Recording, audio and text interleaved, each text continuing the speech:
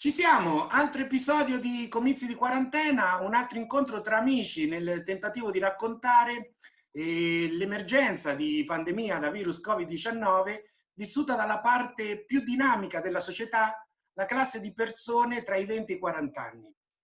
Oggi, sabato 23 maggio, siamo ancora in Italia, a Moglie di Maiolati Spontini in provincia d'Ancona.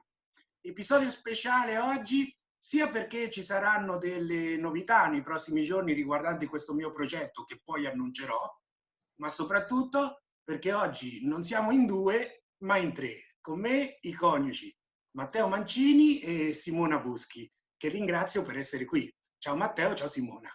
Ciao, grazie a te. Ciao Michele, ciao. Partiamo con la vostra introduzione. Innanzitutto, domanda principale, chi è Matteo, chi è Simona? No, vabbè, Allora, questa è ovviamente una stupidata. Vi chiedo quanti anni avete e dove siete nati? io ho 32 anni, sono nato a San Severino Marche, in provincia di Macerata, che è qua vicino, e cresciuto da Piro e poi da qualche anno siamo qua a Moglie dopo che ci siamo sposati, insomma. Tu Simona? Io ho 30 anni, quasi 31, e sono nata a Iesi, vissuta a Castelplanio e adesso da sposata qui a Moglie. Va benissimo. Io vi chiedo da quanto siete sposati, da quanto siete genitori e come si chiama vostra figlia. Rispondi te Matteo, so che sei forte sulle date. Siamo sposati da dicembre 2017, l'8 dicembre, e nostra figlia è nata da pochissimo, quindi il 7 febbraio, e siamo qua dal 2018, diciamo, qua a Moglie. Il nome Agnese, Agnese. confermato. Perfetto. Che studi avete fatto e dove lavorate? Qual è il vostro lavoro? Allora, io ho studiato ostetricia 5 anni a Torrette qui in Ancona e lavoro dal 2014 a Senigallia in un laboratorio analisi, sempre come ostetrica. Io ho studiato sempre in Ancona, ingegneria civile, la Politecnica, e dopo un'esperienza da dipendente attualmente faccio l'ingegnere libero professionista e quindi mi occupo di edilizia, fibra ottica, comunque libero professionista. Parliamo di coronavirus, entriamo nell'argomento. Vi chiedo com'è stata la situazione durante l'emergenza lì da voi in provincia d'Ancona e com'è la situazione adesso. Vai tu Matteo. Ma da noi le Marche è stata una regione abbastanza colpita fin da subito, quindi c'è stato subito un approccio abbastanza strong tra le prime regioni che hanno subito il lockdown. E all'inizio siamo rimasti tutti un po', diciamo, impreparati, come tutto il mondo, credo. Poi dopo, piano piano, ci siamo abituati a quelle che era gioco forza le nuove abitudini. E diciamo adesso siamo nella cosiddetta fase 2, è più tranquilla, almeno apparentemente, però si procede con quelle che sono le disposizioni, insomma, la cautela. Sei d'accordo Simona? Sì, Confermi? sì, sì, d'accordissimo. Io allora continuerei chiedendovi com'è cambiata la vostra vita durante l'isolamento a livello pratico. Parlo del vostro lavoro. Magari rispondi tu, Matteo, perché poi ho una domanda in più per Simona. Ma ovviamente da libero professionista sono riuscito a organizzarmi e a lavorare da casa. E poi era un periodo particolare perché la nostra bambina era particolarmente piccola, quindi siamo riusciti insomma un po' a gestire la cosa così, stando a casa entrambi, lei in maternità ovviamente, e niente, tanto non si poteva uscire, si lavorava per quel che si poteva e poi per il resto avevamo la giornata bella piena. E quindi Simona, già l'ha detto Matteo, tu eri in maternità, quindi saresti stata a casa Sì, comunque. comunque. Ti chiedo magari se hai avuto modo di parlare con i tuoi colleghi della clinica, se com'è stata la situazione là a lavorare durante questa emergenza. Allora, sì, io diciamo che fortunatamente sono stata stavo comunque in maternità, quindi non ho vissuto un po' indirettamente il tutto e parlando comunque sì con i colleghi mi hanno detto che all'inizio la situazione era molto molto più, tra virgolette, tragica perché ovviamente non eravamo preparati e quindi non avevano i dispositivi di protezione adatti, non sapevano ancora bene come comportarsi e per quanto la mole di lavoro fosse molto molto diminuita perché chiaramente limitata a quelle che erano le urgenze e comunque si sono trovati in difficoltà. Chiaramente avendo tutti delle famiglie, dei figli piccoli, avevano un po' paura di tornare a casa insomma dopo il lavoro. E ad oggi con chiaramente il lavoro è diventato più difficile perché l'utilizzo proprio dei dispositivi, lo stare attenti comunque comporta una difficoltà maggiore, quindi è più faticoso lavorare, però dall'altra parte stanno più tranquilli perché oramai, tra virgolette, conosciamo il virus e sappiamo un pochettino quali sono le nostre armi a disposizione per limitare il contagio. E tu resterai in maternità fino... Allora, sicuramente resterò in maternità fino ai primi di settembre, e cosa che comunque avevo deciso di fare al di là dell'emergenza coronavirus. Da settembre vedremo un po' anche com'è la situazione e penserò di ritornare insomma comunque in quel periodo lì, tra settembre e ottobre credo, adesso a meno che non ci sia un peggioramento del tutto. Va bene, vedremo. Speriamo di no. Lo spero anch'io, lo spero anch'io. Com'è invece essere neogenitori durante una pandemia?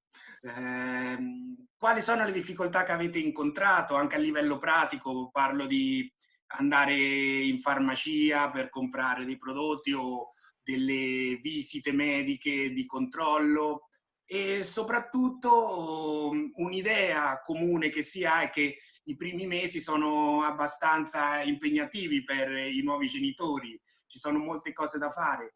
Quindi sbaglio nel dire che forse a voi il tempo per annoiarvi non c'è stato, anche stando 24 ore a casa. Cosa ne pensate? Allora, essere neogenitori, noi in realtà siamo diventati neogenitori proprio quando è scoppiata la pandemia, subito poco dopo, quindi non ti so rispondere sul cosa vuol dire essere neogenitori senza coronavirus, diciamo. Però in realtà sì, ti posso dire che per me è cambiato ben poco, nel senso che comunque noi avevamo già la giornata scandita dai ritmi della bambina, non avremmo fatto comunque grosse uscite o grandissime cose perché in realtà tanto con una bambina di 1 o 2 mesi non è che non te lo permette, insomma. Quindi in realtà sotto quel punto di vista è cambiato poco. Quello che abbiamo sentito di più è stata un po' la mancanza di familiari, quelli più stretti, chiaramente dei nonni, insomma, per me, per quanto riguarda di mia madre, perché comunque un sostegno un pochino all'inizio serve. E dal punto di vista logistico, niente, abbiamo richiesto sempre la spesa a domicilio per limitare il più possibile proprio le uscite e le uniche uscite che facevamo appunto per la farmacia eccetera le faceva sempre lui, sempre Matteo. Io praticamente ho passato 3 mesi dentro casa o al massimo ecco in giardino o intorno a casa insomma, quindi non mi sono neanche bene resa conto di quella che era la situazione al di là della via insomma, ecco, perché proprio quarantena stretta. Quindi Matteo, raccontaci com'erano queste uscite per andare in farmacia e soprattutto noi abbiamo già avuto modo di parlare, comunque nel rispetto di tutta quella che è stata la situazione mondiale da virus, tu mi hai detto che ti sei considerato molto fortunato, cioè nel poter stare a casa e goderti tua figlia in questi mesi. Esatto, esatto. Diciamo, prendiamo di positivo quello che c'è, quindi me l'ho potuta godere 24 ore su 24 per i primi 2 mesi e mezzo di vita. Quello assolutamente è stata una fortuna per me. Poi dopo uscire è complicato perché senti un po' la responsabilità di proteggere chi è a casa, quindi di fare particolarmente attenzione non solo per te. e poi siamo usciti tutti e tre 2 volte, per andare 2 volte all'ospedale in questo periodo per 2 visite programmate e la situazione che si respirava era pesante. La prima soprattutto era il 9 marzo, quindi all'inizio proprio il lockdown, c'era ancora un po' di impreparazione, magari c'era ancora un po' di paura e all'ospedale si respirava particolarmente questa cosa. Dopo siamo tornati qualche settimana fa, c'era ancora l'ospedale da campo militare e quindi tanta gente, tanti mezzi delle forze armate, rende un po' di più quella che è veramente la portata del fenomeno. Per il resto sono stati 2 mesi e mezzo sempre a casa con i pro e i contro, via. E come vi ha cambiato questa emergenza del coronavirus?